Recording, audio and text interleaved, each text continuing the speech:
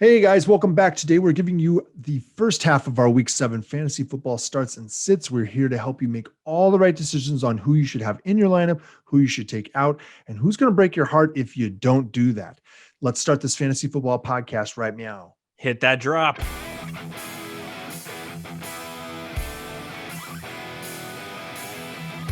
Hello and welcome to the Fantasy Football Upside. I am Justin. That is Kyle. Thanks for dropping by our Fantasy Football podcast and YouTube channel. We appreciate it. Guess what? Week 7 is here. Let's go. And today we're giving you the first half of our start-sit questions for Sunday and Monday matchups. So definitely check out our most recent episode where we give you our top starts, streamers, and fades. Kyle's already pointing up there. He already knows. So you can also find it down in the description below. Kyle, what you got for us? Go ahead and hit that like button, guys. That way we get shared all over YouTube and wherever else. And while you're at it, you can share it too. Feel free to do that. Let's go ahead and move on to Week 7, though. But before we do, make sure that you double check what's sitting on the waiver wire. This is one of your last days this week that you'll be able to grab a guy possibly and pull him off the waiver wire if he hasn't cleared yet, because you're looking to see who got dropped when your waivers cleared this week. So sometimes good things find their way to the waiver wire, and you want to be the guy who grabs them. So as well, make sure that you throw your start sit questions down in the comments below. We're always here to help. We're always asking the question. Do you need assistance? And we are more than happy to provide that assistance, guys. So let's dive in headfirst into the shallow end and get started here with our matchups breakdowns, guys. We have Steelers versus the Titans up first. And why don't you go ahead and hit me with the Steelers matchup?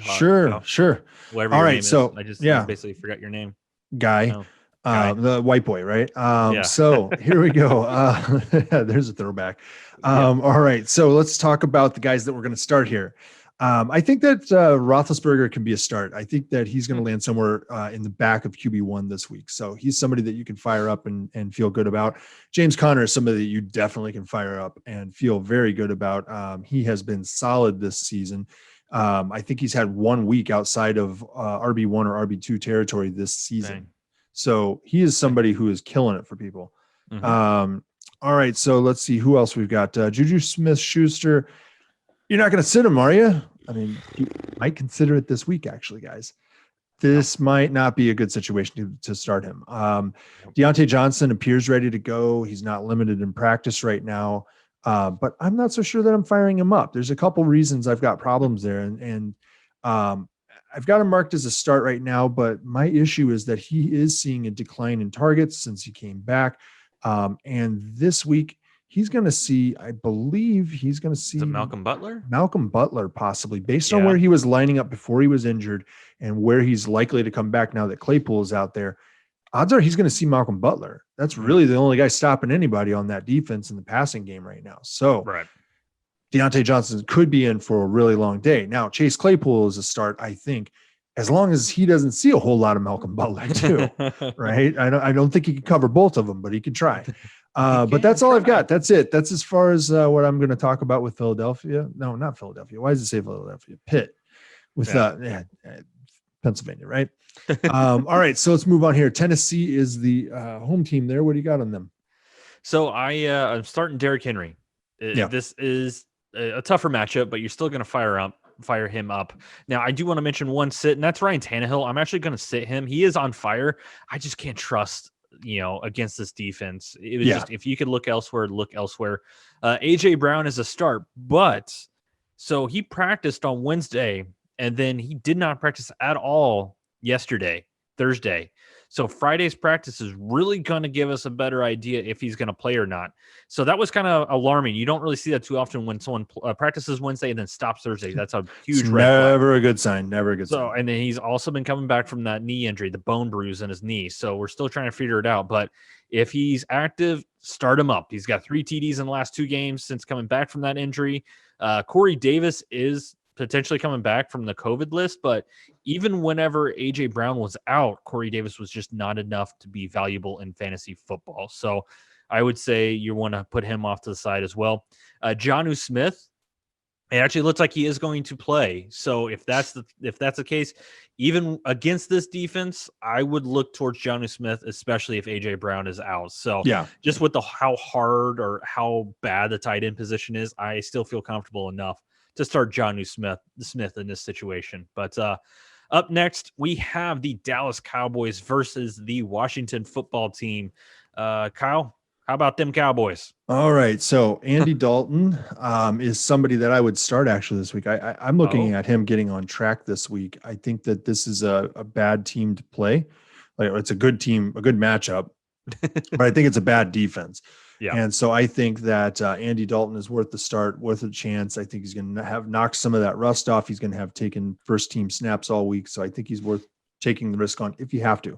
I would prefer to use him only in super flex or 2 QB leagues. Ezekiel Elliott is a start, obviously. I think they're going to lean on him more with Dak out now. Amari Cooper appears to be fine with Dalton. And, Dalton has performed had wide receivers of his type perform really well.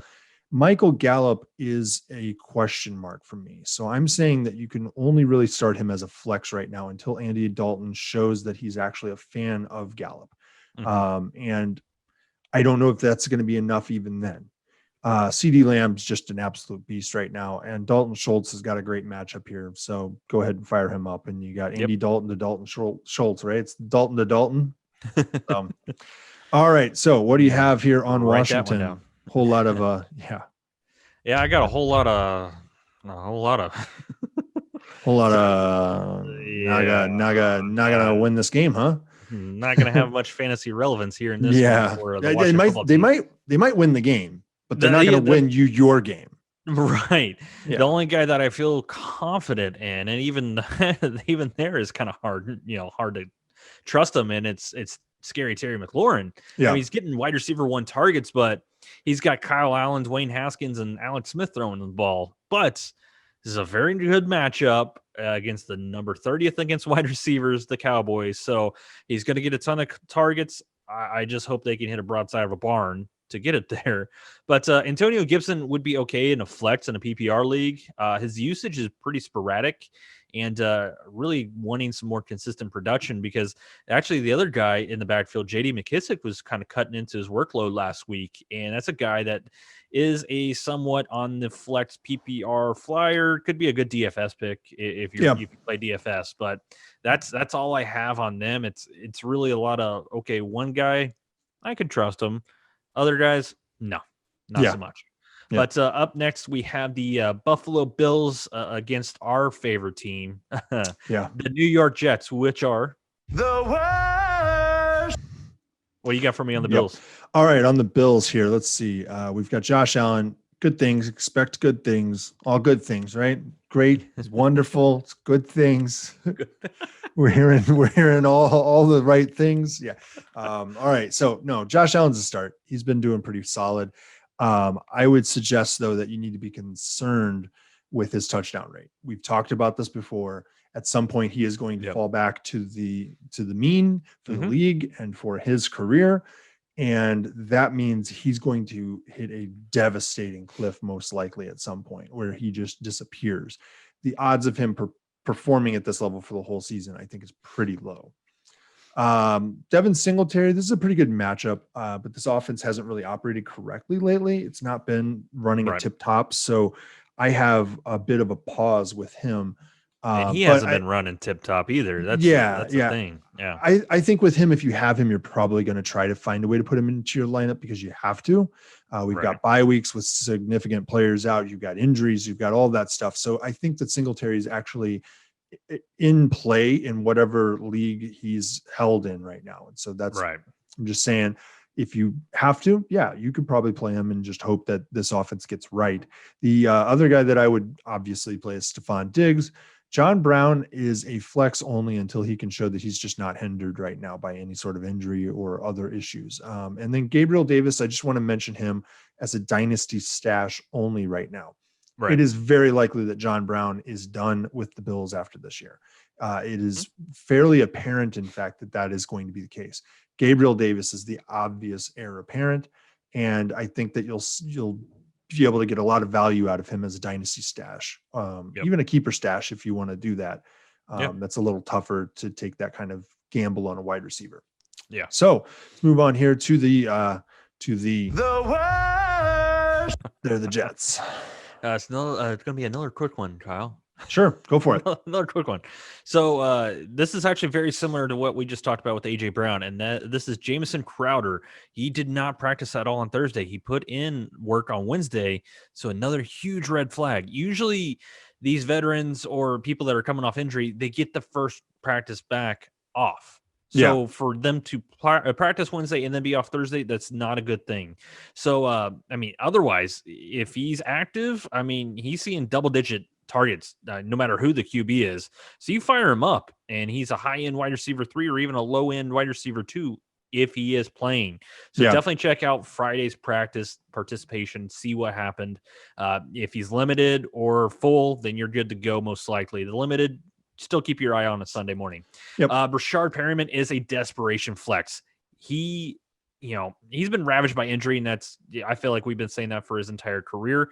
He did come back last week to 8 targets, and he's a full participant so far this week in practice. So especially if Jamison Crowder's out, I don't know who else they could actually throw it to. So he has to be in there somewhere. But that's all I got for the Jets.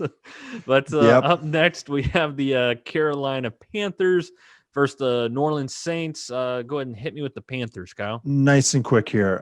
Mike Davis must start. You know that if you have him. You already know that. Robbie Anderson. I wonder if this is the last one.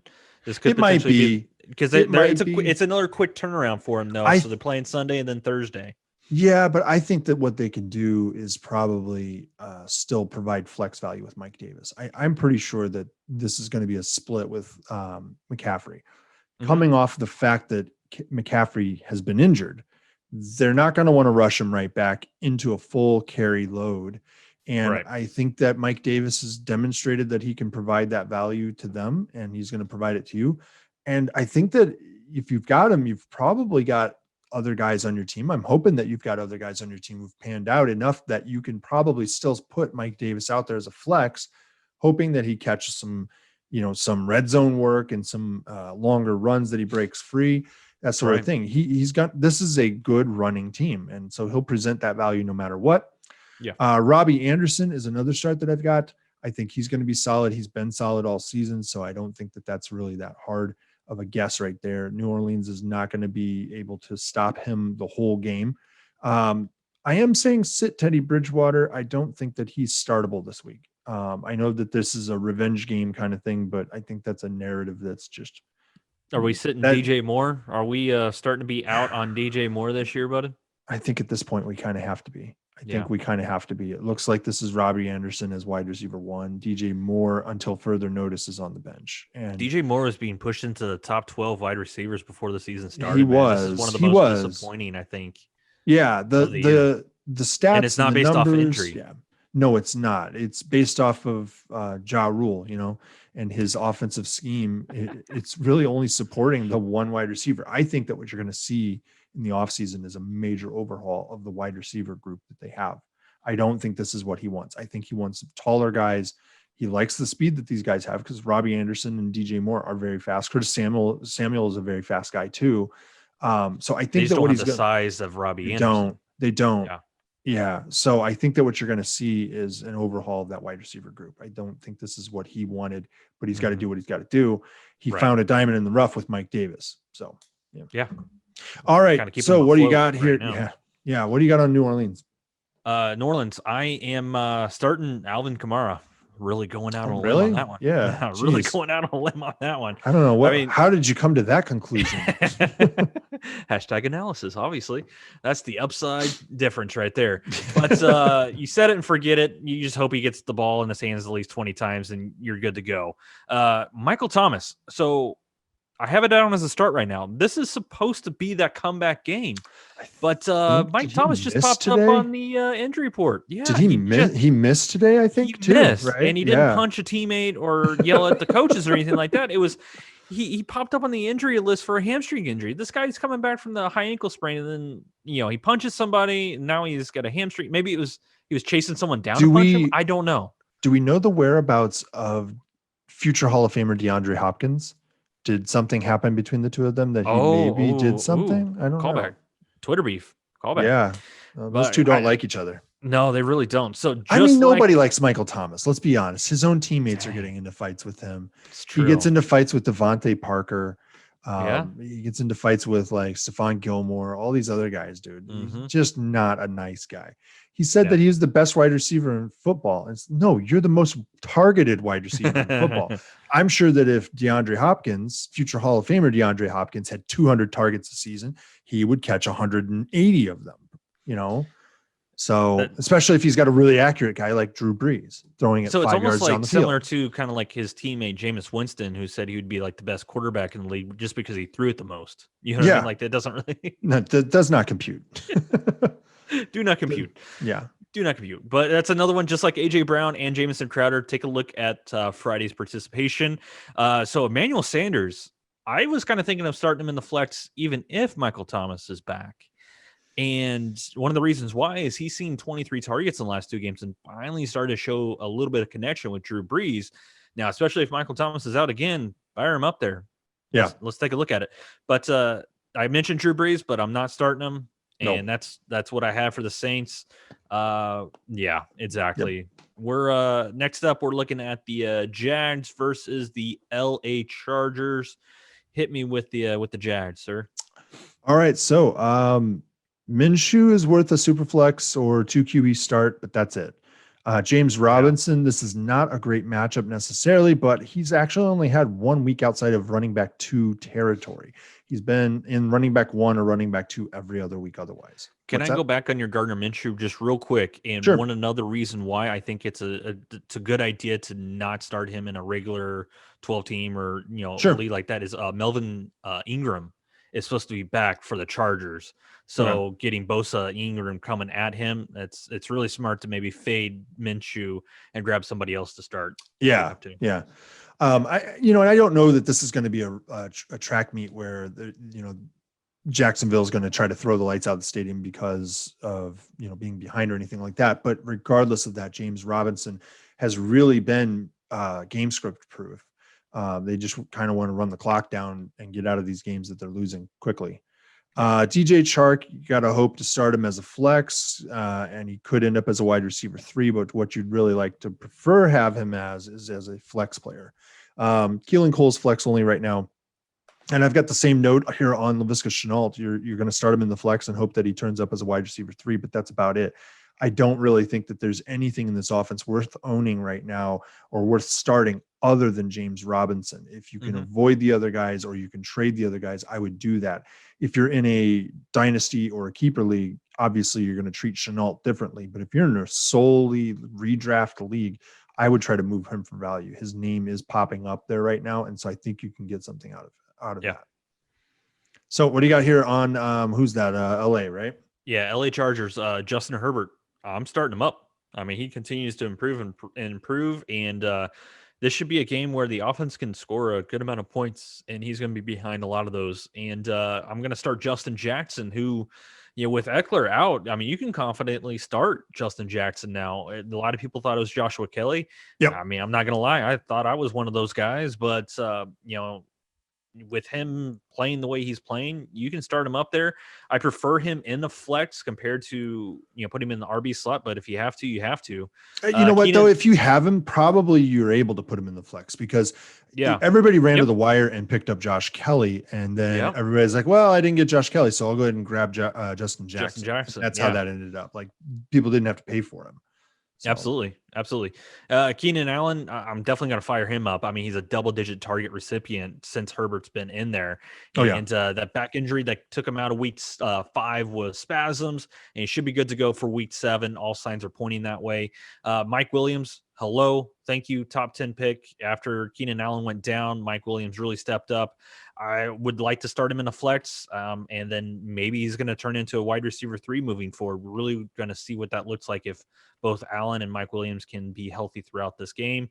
And then I know I'm starting a lot of guys on this game right here. It's just the Jaguars. It's just the defense. It's just not the greatest. But Hunter Henry, tight end, he's averaging 7 targets a game. So he's The thing is, though, he's averaging 7 targets, but he's lacking those yards. He only has 1 touchdown so far this season. So I feel like he's in line for that. What was our favorite thing that we used to say? Negative regression. What is it? Positive regression. I can't remember. Positive regression is just positive progression. Oh, is that what it is? You put those two together and that's what you get? Oh, yeah, it's progression. Yeah. That was our favorite off-season tag. Oh, good Lord. Yeah. It's just, it's people trying to talk smarter than they are. They're like, oh, he's regressed. Oh, well, if he's going to go back to the mean, then that means he's got a positive regression. No, regression is one direction. And it means you're going backwards. You can't have, I'm positively going backwards. I'm happy about it. I'm happily blowing it. Right. All right, let's move on here. Okay, so we've got what? Green Bay versus Houston, right? Yeah. Green Bay at Houston. This is I'll take Green Bay here. We've got Rodgers. This is a good matchup for a bounce back game. You gotta love an angry Aaron Rodgers. I say always. He's always, one of those guys who wants to bounce back. And he threw his 3rd pick 6 of his career. I can't imagine it's going to go well for Houston. Aaron Jones is a great matchup for the run game, and this is a real opportunity for them to get back to the identity that they clearly want to have this year, and that's as a run team first. Jamal Williams, I would say, is a flex only. The matchup's so good in this one that I think you can flex him. He has shown some value. Obviously, it's not as much as he had even last year, but I think that this week he could feast. So I've got him as flex only. I'd prefer to have him in like a multi-flex league on my lineup. Devontae Adams, obviously, start him. Big Bob Tonyan, Baby Kittle should have a big week. Oh, it's you're actually supposed to say Tunyon. Did you see those? Yeah, the news that came out. Yeah, no. Somehow the correct pronunciation, he actually said this was Tunyon. Interesting. So all right, so Bob Tonyan. Yeah.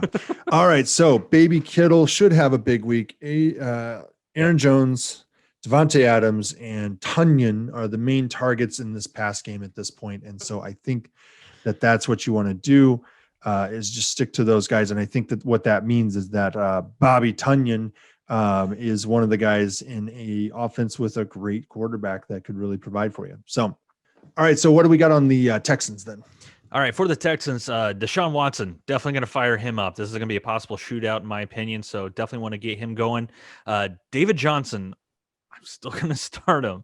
Volume is the only thing that's really keeping this guy fantasy relevant. I know, I do the same thing. It's like, we're going to have to start him just because of volume.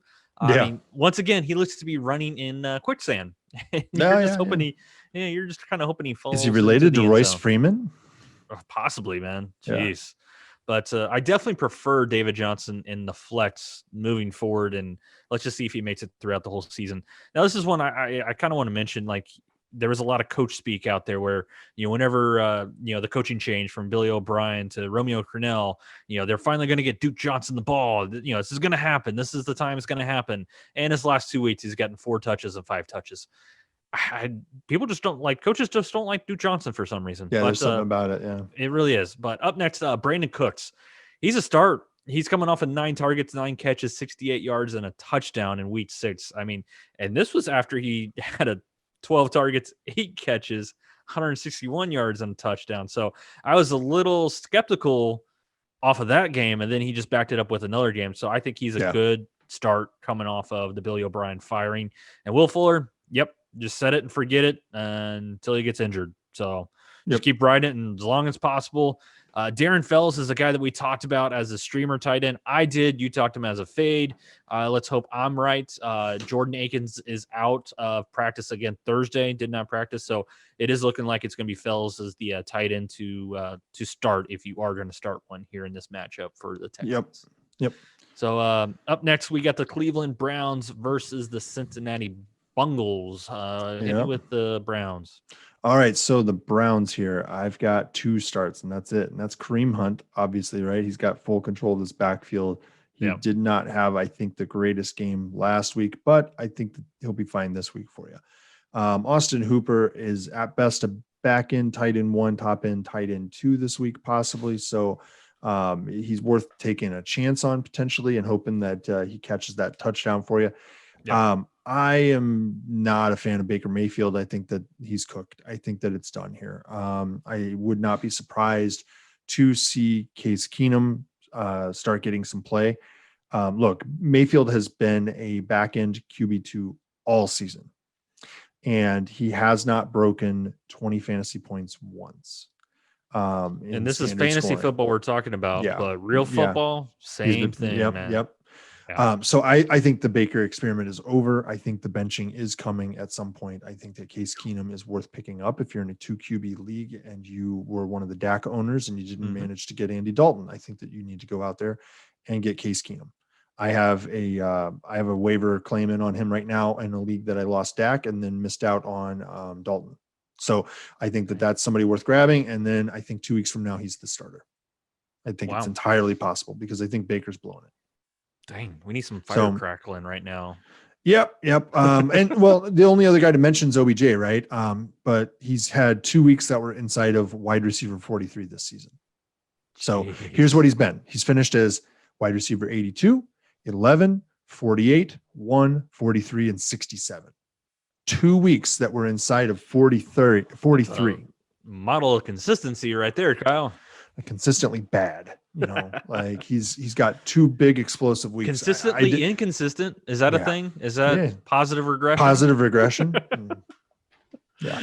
All right. So for the Bengals, Joe Burrow. I mean, this could be a bounce back game, but I am a little worried about the Browns defensive line versus the suspect line of the Bengals. Yeah. And so I would prefer to sit, but if you have to, you could do worse. You could be starting Baker Mayfield. But Joe Mixon is a start if he plays. So he did get bounced out of the first half of the game against the Colts with a foot injury. He came back to play, but he was very hampered. He did not practice at all on Thursday of this week, so definitely keep an eye on Friday's participation. I feel like I got all the guys that were hurt and not practicing Thursday. I was that guy today. But if Mixon is out, I could be okay with putting Gio Bernard in a flex somewhere and preferably a PPR. I feel like Bernard has been sniping some carries. Well, yeah, he sniped a touchdown last week. Yeah. He definitely did, but Mixon got him all the way down there, then he pulled himself out, and then he vultured a touchdown. So, but for the wide receivers, I am going to start Tyler Boyd. I think there's going to be enough passing in the game, to have both Tyler and my next guy to be fantasy relevant. I know you're not going to like this too much, but real quick, Tyler Boyd. I mean, Joe Burrow loves to throw to the slot from his college days when he was throwing it to Justin Jefferson, and they've shown a good connection. But they're moving him outside. That's the thing, is they're moving him outside. Yeah, because they're going to be bouncing Boyd and then this guy, AJ Green. I just can't trust him yet. I really can't. This is one game so far. And but in this matchup, if you can't trust him in this matchup, then you can't trust him at all. Well, that's the thing, Kyle, is I'm just okay. It took how long for him to come back from injury, and then he said he's wasn't up to speed when it comes to his conditioning, and it's just like, what's going to stop it from him just pulling up on a hamstring on the second route that he has this week? Sure, that's what I mean. That's then yes, I do like the idea of him in the slot pushing Tyler Boyd out to the outside. It's just I can't. It's hard for me to trust him. And that's why, because I think T. Higgins and Tyler Boyd are the top wide receivers to own in this lineup. And T. Higgins, the big talk was, is he taking over AJ Green's production? Well, it's getting closer and closer to Tyler Boyd as well. So I've liked what I've seen out of T. Higgins. So, but it's going to be tough if all three of them are playing really well. It could start to get a little inconsistent when it comes to who's getting what throughout the game. Yep. So I think that's it for this one. Yep. All right, guys, we're going to break down the rest of the matchups tomorrow in our 100th episode, actually. Boom. So that's a big one, right? It's a big one. Anyway, so I will make sure to throw onto the screen the waiver wire episode and the Start Streamers and Fade episode from this week. You probably don't care about the Thursday Night Football episode so much since it happened yesterday. Anyway, we thank you for being fans of the Upside. Make sure you subscribe and hit the bell so you're notified every time that we upload this sort of stuff. And we'll see you next time. Thanks. Bye. All right. See ya.